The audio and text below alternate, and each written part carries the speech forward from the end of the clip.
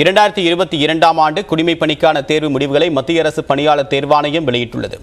IAS, IPS உள்ளிட்ட உயர் பதவிகளுக்கான முதல்நிலை தேர்வு கடந்த ஆண்டு ஜூன் மாதம் நடைபெற்றது. இதில் தகுதி பெற்றவர்கள் கடந்த ஆண்டு செப்டம்பர் மாதம் முதன்மை தேர்வை எழுதினர். இதில் தேர்ச்சி பெற்றவர்களுக்கு கடந்த ஜனவரி மாதம் முதல் மே மாதம் வரை ஆளுமை தேர்வு நடைபெற்றது. இந்நிலையில் இறுதித் தேர்விலும் வெற்றி பெற்றவர்களின் பட்டியலை UPSC வெளியிட்டுள்ளது.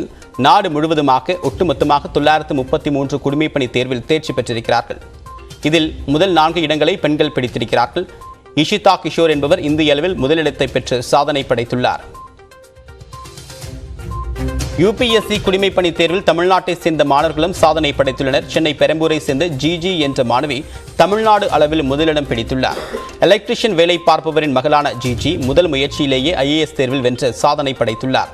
இதேபோன்று கோவில்பட்டியை சேர்ந்த ராமகிருஷ்ணசாமி என்பவர் அகில இந்திய அளவில் 117ஆம் இடம் பிடித்துள்ளார். திருநெல்வேலியை சேர்ந்த சுபாஷ் கார்த்திக் என்பவர் அகில இந்திய அளவில் 118ஆம் இடம் பிடித்து சாதனை படைத்துள்ளார்.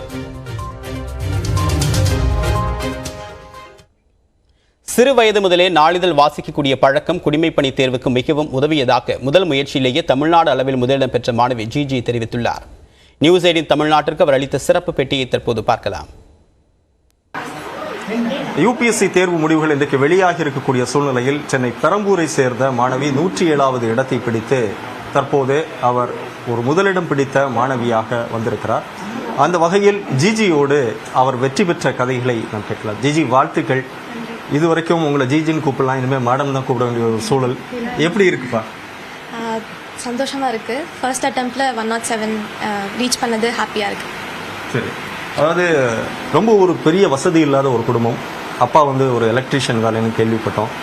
எப்படி படிச்சிங்க? இதில் இவ்வளவு தூரம் ஒரு ஃபர்ஸ்ட் அட்டெம்ப்ட்லேயே ஒரே வருஷத்தில் இதை எடுக்கணுங்கிறது எப்படி சாத்தியம்? செல்ஃபோன் இருந்துச்சு, ஃபோனு யூஸ் பண்ணிட்டு தான் இருந்தேன். எப்பவும் போல தான் இருப்பேன். பெருசாக இதுக்காக 16 hours 17 hours உட்காந்து படிக்கிற அந்த மாதிரிலாம் எதுவும் இல்லை. நார்மலாக படிக்கிறது புரிஞ்சு படித்தாலே போதும்னு தோணுது. அப்புறம் மெட்டீரியல்ஸ், நியூஸ் பேப்பர்ஸ் டெய்லி படிச்சுட்ருக்கேன். ஸ்கூல் படிக்கும் போதுலேருந்தே நான் நியூஸ் பேப்பர்ஸ் படிச்சுட்ருக்கறனால நேச்சுரலாகவே அதில் ஒரு ஆர்வம் இருந்துச்சு.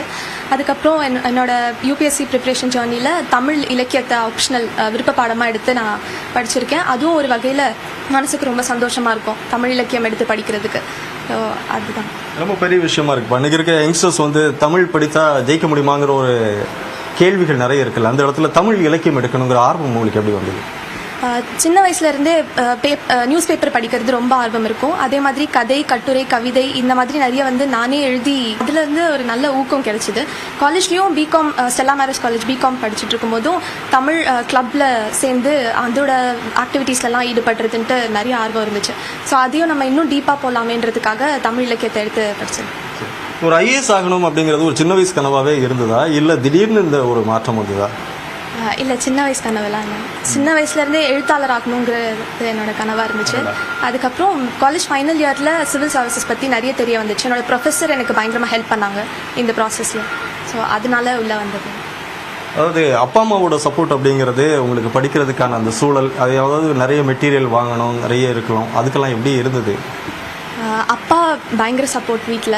எப்போது எனக்கு என்ன தோணுச்சுனாலும் இல்லை ப்ராப்ளம் இருந்துச்சுனாலும் அப்பா கிட்ட தான் போய் ஷேர் பண்ணுவேன். எனக்கு இந்த மாதிரி இருக்குது, இந்த மாதிரி கஷ்டமாக இருக்குது படிக்கிறதுக்கு, மார்க்ஸ் வர மாட்டேங்குது, இந்த மாதிரி நிறைய சொல்லுவேன். அப்பா அப்பப்போ ஊக்கப்படுத்திகிட்டே இருப்பாங்க. இல்லை பரவாயில்ல, பார்த்துக்கலாம் போங்க அப்படின்னு சொல்லிகிட்டே இருப்பாங்க. UPSC குடிமைப் பணி தேர்வில் 3 முறை இறுதிக்கட்ட தேர்வு வரை சென்று தோல்வியடைந்த ராமகிருஷ்ண சுவாமி தன்னுடைய விடாமுயற்சியால் தற்போது வெற்றி வாகை சூடியுள்ளார். நியூஸ் 18 தமிழ்நாட்டிற்கு அவர் அளித்த பிரத்யேக பேட்டியை தற்போது பார்க்கலாம். எனக்கு எக்ஸாம் ப்ரிப்பேர் பண்ணணுன்னு இன்ட்ரெஸ்ட் இருந்துச்சு. ஆனால் அந்த டைமில் ஃபினான்ஷியல் சுச்சுவேஷன்ஸ்னால ஒர்க் ஜாயின் பண்ணிட்டேன். ஸோ 2 years லேட்டராக குவிட் பண்ணிவிட்டு ஒரு 1 year ஃபுல் ஃபோக்கஸ்டாக 2019 எக்ஸாம் அட்டன் பண்ணேன். ஸோ அந்த டைமில் மெயின்ஸ் கிளியர் ஆனப்போவே இங்கே தமிழ்நாடுல TNPSC கிளியர் பண்ணி டிபார்ட்மெண்ட் ஆஃப் இண்டஸ்ட்ரீஸ் அண்ட் காமர்ஸில் AE செலக்ட் ஆயிருந்தேன். ஸோ பேரலாக நெக்ஸ்ட்டு 3 yearsமே பேரலாக ஒர்க்கும் பார்த்துட்டு மீதி இருக்கிற டைம் ஃபோக்கஸ் பண்ணி ஸ்கெடியூல் போட்டு படித்ததுனால தான் ஓரளவு எல்லா டைமுமே இன்டர்வியூ போக முடிஞ்சிச்சு. ஸோ இது என்னோட 3வது இன்டர்வியூ 4 attemptsல. ஸோ 3வது இன்டர்வியூ எண்டில் இப்போ 117 கிடச்சிருக்கிறது ரொம்ப சந்தோஷமாக இருக்குது.